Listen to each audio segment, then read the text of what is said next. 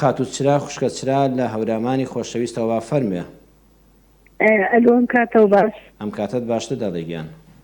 خۆش بیاخوا وەڵا من پێشتر پارەم ڕاکێشا لە بانقێکی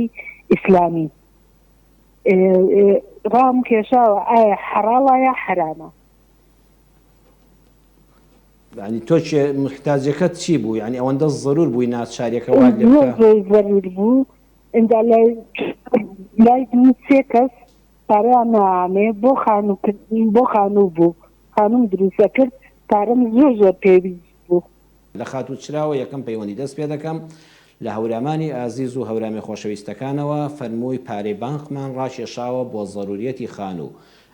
حرام بۆیان حەڵال بۆ. جارە تۆ کارەکەت کردو خوشکی من هەموو کارێکی ئینسان دەیکا پێش وەخت پرس بە شەرع بکات دوای ئەنجامدانی تازە ئەوە ڕۆیشتووە عەفە الله عەما سەلەف. خۆ هەموو ڕاکێشانی بانقێک من پێم وانییە بانقێکی ئیسلامی هەبێ لەم وڵاتەدا بەو ناوەوە من لەلام هەمووی ڕیبایە بەڵام خوا ئاگادارە بە حاڵی بەندەکانی تۆ مادام بۆ خانوو بووە و تازە کارەکەشت کردووە شەیطان تازە نتخاتە گومانەوە ئینشاء الله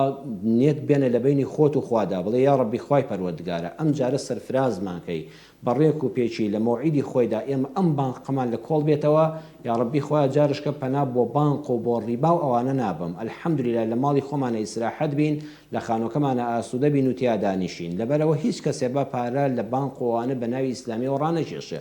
بەڵام ئەوەی بەڕێزت کە تێپەڕیوە ئەوەی کە عەرزم کردی جێبەجێی کە ئینشاءالله خوا لە ڕابردوو بوراوە ئەزەروریات تبیح المەحظورات بە تایبەتی خانوو و شوێنی نیشتەجێبوونیش ئەگەر زیادە ڕەوی لێ کرابێ لە خانووەکەدا بەقەدەر پێویستی ژیان بێ ئەوەش یەکێکە لە ئامانجەکانی ژیانی موسڵمان کە دەبێ هەیبێ لە خانی خۆیدا بێ و هیچ کەکرێتی خەڵک نەبێ بۆ ئەم پێداویستیە ضەرورە و وەکو خۆشت دەفەرمووی ئەوەی خزم و ناسیا و دۆستی نزیک بۆ تەکلیف لێکردو کەس بە قەرزی شاوکاری نەکردووی ئینشاءالله خوا لە ڕابردوو بوراوە بۆ داهاتوو جارێش کەشتیوە توش نابێتەوە پێویستی نابێتەوە.